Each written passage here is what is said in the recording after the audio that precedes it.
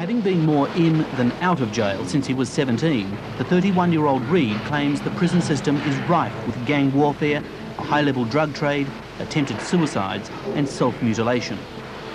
He says there was a $10,000 contract on his life and at least one attempt to murder him. And he's got the scars to prove it. That one there, that one down there, and that one there. The crisscross scars on my back. That happened when I broke out of H Division with Jimmy Lufton and Johnny Price, who later hung himself. And that one there was when I got stabbed in here, ice pick in there, ice pick through the back of the neck there. Chopper Reid says things weren't always bad. The gangs and the bashings have always been part of prison life, but Reid still talks with some affection about what he calls the good old days of Pentridge. It was the good old days in Pentridge. It's all junkies and it's run by public service imbeciles now. But there was, for me, there were the good old days. I don't think the other prisons would agree. But all that changed with Jaika Jaika. Opened in 1980, it's the most highly secure prison in Australia. A mass of computer-operated electronic security, it divides the inmates into isolated groups of 6. A system that, according to the Challenger report, has an overall bad effect on long-stay prisoners. Mark Reid agrees. You actually start to believe that fiction was reality. You know? Everyone in the place was as mad as a March hare, and I was as mad as a March hare. So we all started looking at ourselves as being normal, and everyone else is mad. In actual case, it was the reverse. And what about the prison warders there? They were madder than we were. According to Reid, the mental pressure of Jaika Jaika turns men into psychopaths and leads to one of the more bizarre activities of the prison, self-mutilation. I started a group, a gang called the Van Gogh Club, and to get into it, you had to cut off an ear. You know, it was pretty mental. But when you're in an insane situation, there's one bloke cut his penis off, and then another bloke followed him. Just to get out of Hayes Division or to get out of the situation they're in. When you can get a 357 Magnum smuggled into B Division, and when they find a 38 Police Special in Hayes Division, and I was running around with a pipe gun, with a shotgun shell in it, operated with a nut and a bolt. Now, there's no security. I used to get patted down in Pentridge and they'd put their hand on the axe under the coat and they'd just keep on going. So if that's security, I'd hate to see what a lack of security was. I'm 37 years old now. I'm an old man. I don't do those things anymore. I always thought the removal of toes with a bolt cutter was rather humane. As I said to a mate of mine, Linus Patrick Driscoll, who was head of a group called the Toe Cutters in the late 60s and early 70s, I thought that cutting people's toes off with a bolt cutter was rather puffy. I thought it was rather effeminate. Why is that? I like a blowtorch, the smell of burning flesh in the air. He claims he's never tortured or murdered an innocent person. He says there was only one group he preyed upon. Scumbags, basically people I didn't like, drug dealers, heroin dealers, people who had earned their living through the sale of heroin, made a lot of money, killed a lot of people. They had no right to the money. I had no money, so bugger them. Why should I stand on the footpath with me in my hand while these oh, I shouldn't say that, should I? While these people drive past in their Mercedes coupes and wearing $20,000 Rolex watches and making a lot of money. Why should I have nothing while all these dagos and wogs and assorted, third world brown types make a fortune out of heroin? Ever thought of getting a job? Oh, no. Perish the thought. No, I have applied for work. Yeah. So how would you describe yourself? What is the job or trade you've been doing for the last 10 years? Or more? Garbage disposal. Tattoos are only part of the mutilation of Chopper's body. I got stabbed with a 8.5-inch butcher's knife here. What for? This, all sorts of things. Twice there, ice pick straight through the heart there, Stanley across there, Stanley knife across there, Stanley knife, Stanley knife, Stanley knife here, bullet hole here, ice pick here, Stanley knife. He's even tried to remove some of these tattoos with a blowtorch himself. I believe that I would be stupid enough to hide the gun in my own backyard. To top it off, it's insulting.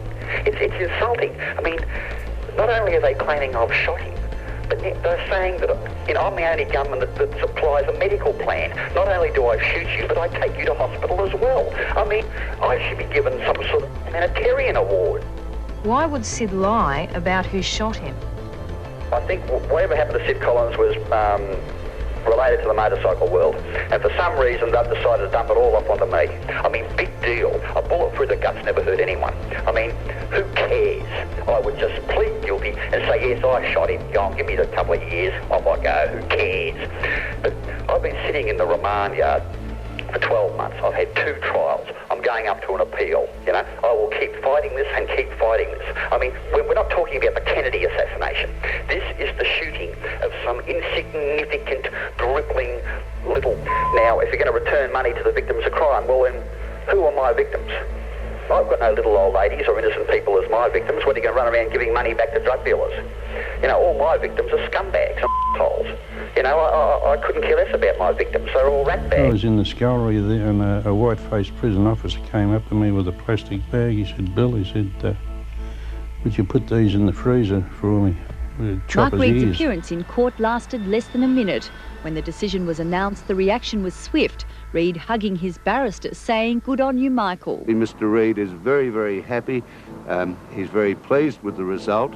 And as I said, he sends his best wishes to all of you. Reed, who's serving a 6-year jail term for shooting a man in the stomach, was being held indefinitely after being classified a dangerous criminal. In today's judgment, Chief Justice William Cox said 2 psychiatrists had found Reed had matured and was no longer a threat. He said while no one can give any guarantee that he will not expose the public to the danger of some form of violent crime, the prospects are sufficiently slight and his indefinite incarceration is no longer warranted. Should any other act of violence be committed by this man, then obviously he would be confronted with the prospect of a similar declaration. Reed's wife didn't appear in court to hear the decision, but friend Bill Watson said she was pleased. Overdue. Reed, who released a CD earlier this week, is working on his 8th book about his criminal exploits. He's eligible to apply for parole immediately, but may wait until his sentence expires next February so he can be released without conditions. Reed will remain here in medium security at Risdon Prison until he decides whether or not to apply for parole. Through his lawyers, he said that like Oscar Wilde, he'd done some of his best writing in jail. Sally Pickering in Hobart for National 9 News. You wake up in the morning, wrong song comes to the radio, anything could happen. In 92, now free again. After a night drinking and gambling at Hobart's West Point Casino, Reed says the life of crime is now behind him. My enemies are dropping by like flies, but from natural causes. What have I got to worry about? I'll stay over here in the country life and write books. Reed believes divine intervention brought about the death of sworn enemy and Melbourne crime boss, Alphonse Gangitano. For years I've been getting down on my hands and knees and I've been saying, dear God, please kill Alphonse. And that proves that the Lord answers prayer, doesn't it? The once feared gunman is not daunted by speculation. Other criminals are now out to get him. I can't see any of them. Where are they? They're all swearing to kill me. I think I'm going to die of old age waiting for it to happen. You're not concerned about all the speculation that the bikie gangs are out to get you? No. In a thinking contest, they're so far behind they can't hear the band playing, so I'm not really worried about that. Reed, sporting what he said was the only set of cobalt chrome false teeth in Australia, provided by Risdon Jail, said he was baffled by the titles put on crime figures. Isn't it funny, you know, you can sell a heroin for 17 years, and when you die you get called a colourful character. You can shoot heroin dealers and you get called a psychopathic monster. Reed says he has no regrets about his life of crime, but he says he's now looking forward to the quiet life with new wife Marianne and writing more books. If people shoot me in the streets, my book sales are going to go through the roof. They'll be doing me a favour. You know, so, you know, I can't lose. Readjusting to life outside prison, Reed spent his first night at the casino with wife Marianne. Polished off a bottle of vodka, went to the casino. I think I won on the night. I gave my winnings to my wife and now she's not telling me how much I won. But his newfound freedom hasn't stopped the self-confessed killer taking aim at his former underworld enemies, among them Alphonse Gangitano. He's accused the underworld figure, murdered last month, of being responsible for a major heroin network in Victoria. 25 to 30% of all the heroin that went through Melbourne from 1980 to 1997 passed through Alphonse's hands. Keith Reid spoke to his son this morning after receiving a threatening phone call and says he's prepared to take whatever action is necessary to protect himself. I think I can handle it, and my trigger finger works very well, even if I am 74. Police have told Reid his life has been threatened by motorcycle gangs in Hobart, but the notorious criminal says he's not afraid of a payback. I'll die of old age waiting for those knuckleheads to kill me. Reid, who has vowed to go straight, plans to spend his time on his successful book writing career, while a major film on his life is due to begin production later this year. Karen Huff, National 9 News. A standover man who, by his own account, had a role in the deaths of 19 people, he says that side of his life is now over. He only wants to write about it. Rachel Friend went to Tasmania for this exclusive interview with Chopper Reid, and I should point out that no money was involved. This program does not pay criminals. Yeah, God gave us a brain, you know, like, all right, I've wasted my entire life, virtually half of it in jail and the other half in blood, guts and total insanity. But I've got a small spark of intelligence that's kept me from a life sentence. You know, what, should I be condemned for that? As I walked out of the shower, some young bloke said to me, old Chopper and his tattoos, eh? It seems remarkable, but Mark Chopper Reid is now a free man. Thoroughly deserved to die. He brags about having a hand in at least 19 deaths. 6 years ago, he was locked up indefinitely by the Tasmanian government, who declared him a dangerous criminal. But now Reid's convinced the authorities that he's changed. Know thy enemy, and know a little bit more than he does. You laugh, but people want to know, have you changed? The leopard don't change his spots, but the leopard does grow older and tireder. And as he grows older and tireder, he changes his habits. We heard you turned over a new leaf back in '91, and 12 months later you were back in jail. Yeah. So why should we believe you now? What? Because of some bikie leader got shot?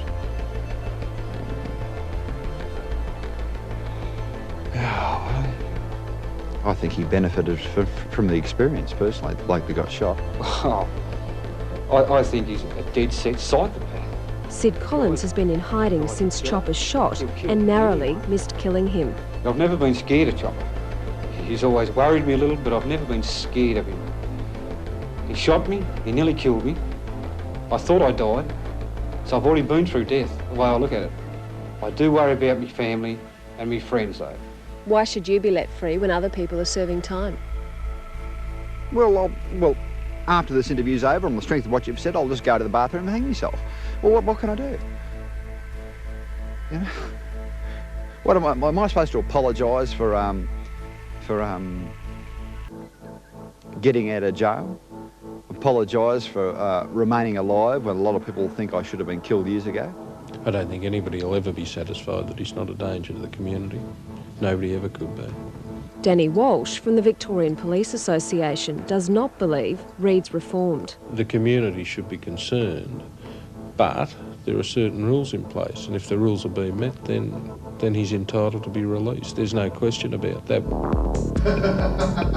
Reid has spent 23 of his 43 years inside Australian prisons, and during his last stint inside Hobart's Risdon jail, he turned his notoriety into celebrity by penning a number of novels and releasing a CD. But despite his acclaim, Reid has his fair share of enemies. Many years ago, I had a lot of people saying they're going to kill me, going to hurt me, going to do this and that. And I thought, rightio. So I cut the ears off and I said, this is what I can do to myself. You think you can do worse to me? It was all tactical psychology, just to freak them out. How seriously do you take the death threats you've received? I haven't got many friends, but the few friends I have got, I'm no longer involved in crime, but they are, and they are extremely serious people. So if I was to drop dead tomorrow of common cold, believe me, someone would pay for it. Reid claims he's no ordinary criminal. According to him, his career of violence was almost a bizarre form of community service. I've never hurt an innocent member of the community. I don't bash and rape old grannies. I don't pinch people's cars and television sets and videos. I don't break into people's houses and do nasty things in their sinks and ravage their homes. I don't rape people's virgin daughters. But if you make a great deal of money out of heroin and you come to my attention, and I think to myself, Giuseppe, you've made a lot of money, haven't you, over the last 10 years out of heroin? I might knock on your door and ask for a few bob. Well, is that so bad? Yet Reid now insists he's too old for that. He says he wants the quiet life of a country writer. Well, today at least. What are the values here? Do we hold this person up as a role model for children? Do we hold this person up to say there's something glorious about committing crime? Because the reality is he wasn't even a good crim. 23 out of 43 years behind bars would indicate he's not even good at what he does. Do you think you are sane? I don't know. I know a lot about psychiatry and psychology, and I know I've got problems.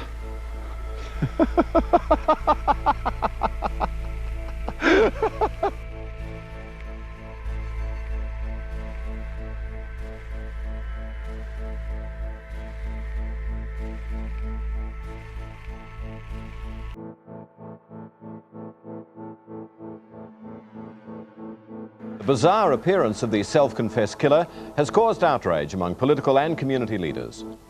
From the moment the career criminal walked onto the set of Al McFeast's show, it was clear it wasn't going to be a run-of-the-mill interview. And Mark Chopper Reid, released from Hobart Prison just a few weeks ago, soon confirmed he was drunk. Shut up! Shut up! You bring me on here, pisses a parrot. You ask me questions. I'm obviously drunk. I'm no use to anybody. Chopper Reid, who later admitted he'd been on a drinking binge between Hobart and Sydney, also leered at McFeast. They're my breasts, they're implants. After a seating change, Reid laughed about an associate who shot dead the wrong man. That was a funny story. It was very sad. ABC management describes the incident as a lapse in judgment that won't happen again. But that hasn't stopped critics of the drunken interview lining up to have their say. When you promote this sort of thing, I think you make murder a laughing matter, and it's not a laughing matter. I was personally appalled at that Al McFeast material, and that particular segment was in extraordinarily bad taste. Today, Reid apologised to McFeast. I totally humiliated myself. We don't have to do this, but shall we? You're the boss. I mean, it's up to the audience. Chopper Reid is on the phone, ladies and gentlemen. Should...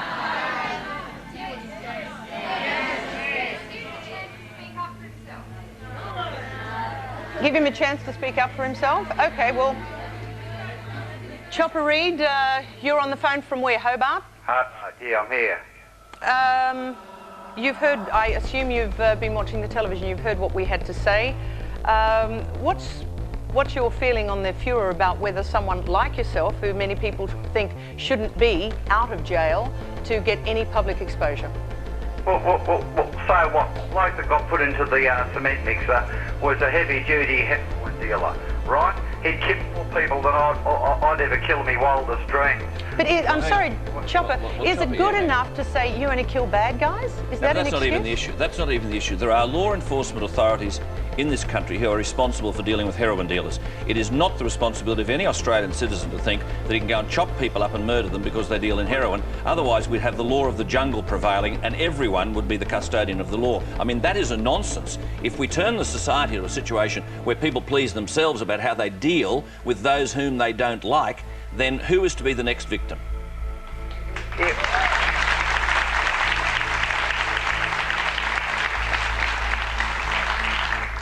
Yeah, well, people who throw stones better make sure they don't live in glass houses, Alan. Well, we're not talking about anyone living in glass houses, Chopper. Yeah, well, I never got arrested in a public toilet in London. Yeah. Oh, Chopper, I'm sorry. Actually, I'm now pulling the plug on this. I actually have no desire to listen to anything else that you have to say. Thank you very much for calling. That's as polite as I can possibly be. Chopper Reid says he's only ever had two reliable income sources, his gun and his pen. What am I going to do? Get a job as a cleaner? Who's going to hire me? Oh, excuse me, there's a no-head man at the door wanting a job. Am I going to get a job? I can do two things. I can go back to what I used to do or write books. That's the only thing I know. Reid says his provocative style and violent history has sold 330,000 paperbacks. But the Law Reform Commission says that's profiting from crime. A new inquiry questions whether federal proceeds of crime legislation should be widened, forcing Reid and others like him to forfeit money from crime books, films and media interviews. There's very limited capacity to provide compensation from criminal profits for the victims. I've shot a few two-bob bloody heroin dealers, you know. Oh, if their parents contact me, I'll give them a few bob. When Reid left jail 3 months ago, he says he had $600 to his name, the profits of his 8 books spent on lawyers. But he says he'll always write, regardless of the money. I think they just don't like the fact that I write books. But what about the perpetrators of crime? He's mainly talking about whether or not, I suppose, people like you should be able to write books and profit from what you've done. Well, you've got me in a moral dilemma, you know. I'm caught between the devil and the deep blue sea. The victims of my crime are all heroin dealers. Now, if their parents would like to contact you and give me their names and addresses, I'll go over to Melbourne and I'll make well and surely true they're bloody compensated. You know, I've got no problem with that.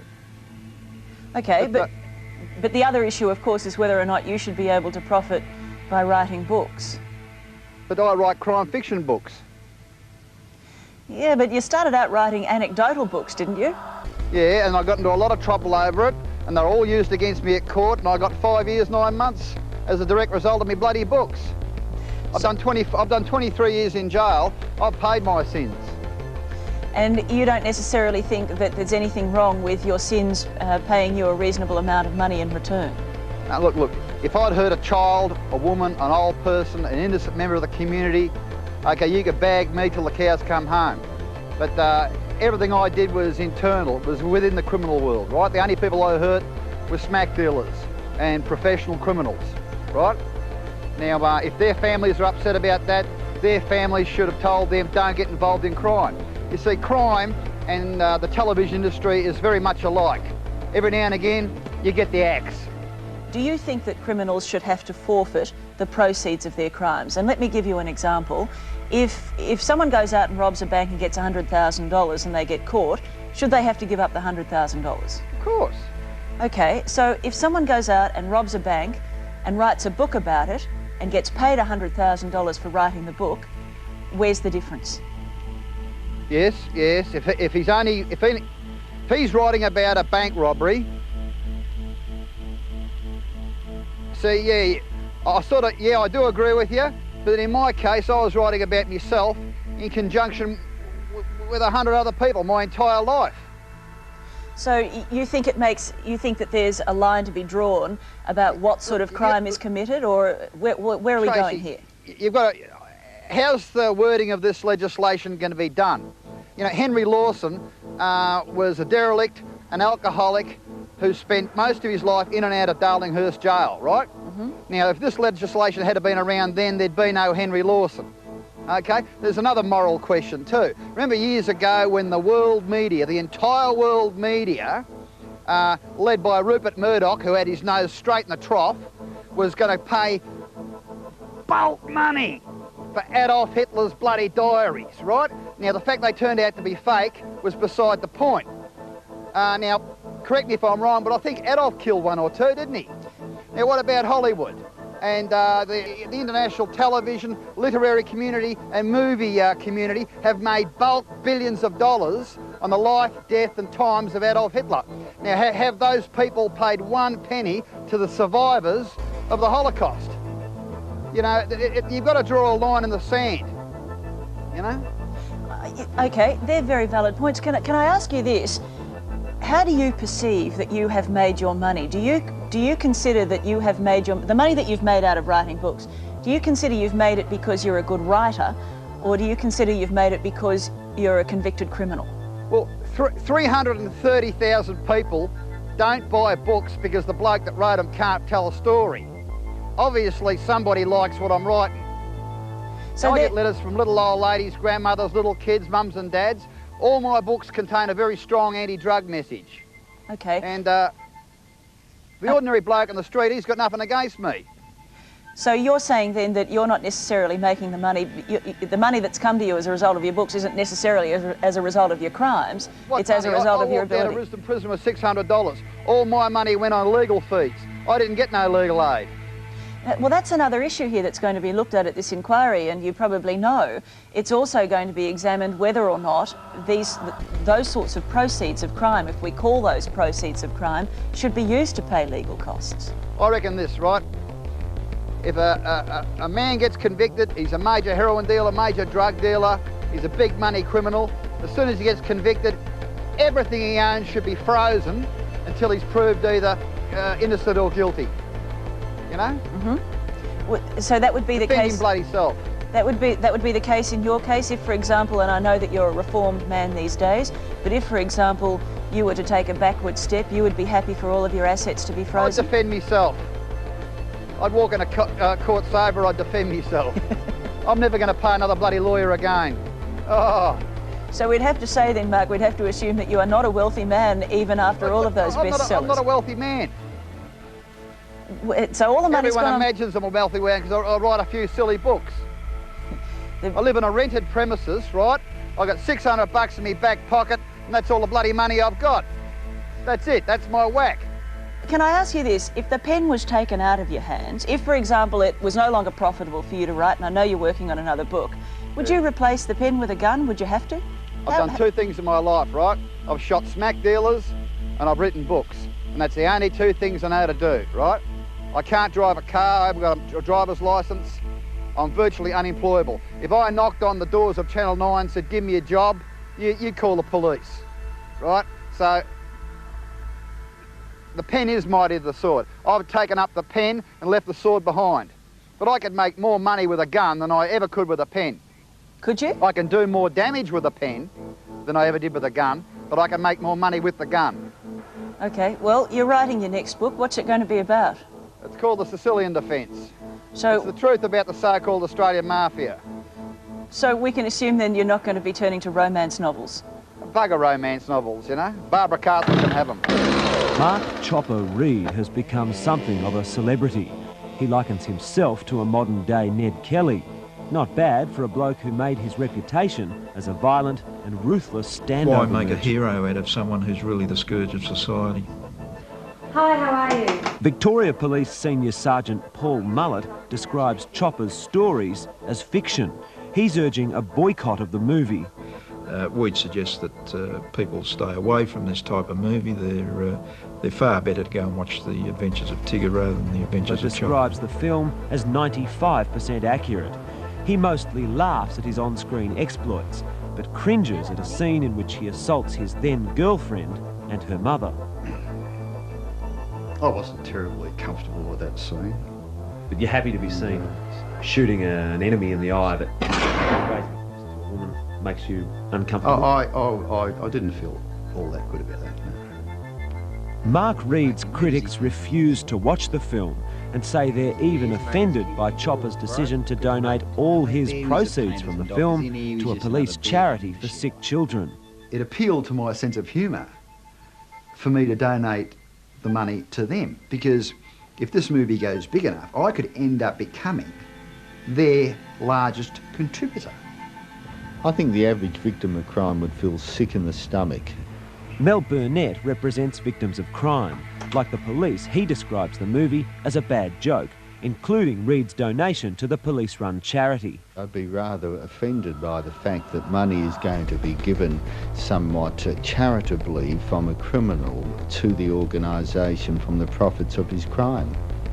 Maybe if I was a victim of crime, I wouldn't want to watch it either. So at the end of the day, I don't personally have a problem with people who have a problem with it. Banner is passionate about the film. He says it doesn't portray Mark Reid as a hero. In some cases, he claims it's quite the opposite. The film is Chopper through somebody else's eyes. It's not Chopper through his eyes. It's a Chopper Reid through the eye of the director, and there's a big difference. We love Charlie Reid. We love Charlie Reid. Perhaps not surprisingly, Chopper says after spending 23 of his 46 years in prison, he's finally cleaned up his act and now concentrates on playing husband and father. If it wasn't my wife, I suppose I'd be back in jail. You know. And your son, how's he changed you? Well, that's it, you know, my whole life now. He is my whole life, that's it, you know. And so, you know, as far as I'm concerned, Chopper Reed's dead. He's gone, he's finished, he's over. You know, Chopper Reed exists now on film, in books, and in the minds of people that like me and people that don't like me. But the real, actual Chopper Reed's gone, he's finished. Just listen to this. I'll give you 20 seconds to produce some cash, or I'll shoot you. There's no cash here. Here, there's no cash, all right? I used to love doing this. Despite his claims of transformation, Chopper Reed clearly has some affection for his brutal past. 8, 9, bang! Oh, I didn't like that. He's nothing but a convicted criminal. Why put someone up on a pedestal who's got convictions for extremely serious offences and has done lengthy terms of imprisonment? Do you think it's going to be a success? Yes, this is going to be bigger than Texas. Glenn Conley in Melbourne with that. And police say they do take some comfort from the fact that Chopper the movie will be R-rated and restricted to... Ladies and gentlemen, there is a slug in this gun. Now, you've got to take my word for it, but there's a slug in this gun. Wow, I want one shot to my head. One shot to Renee's. Are you ready, Renee? I don't think I want to play. Are you ready? You don't want to play. Bad luck.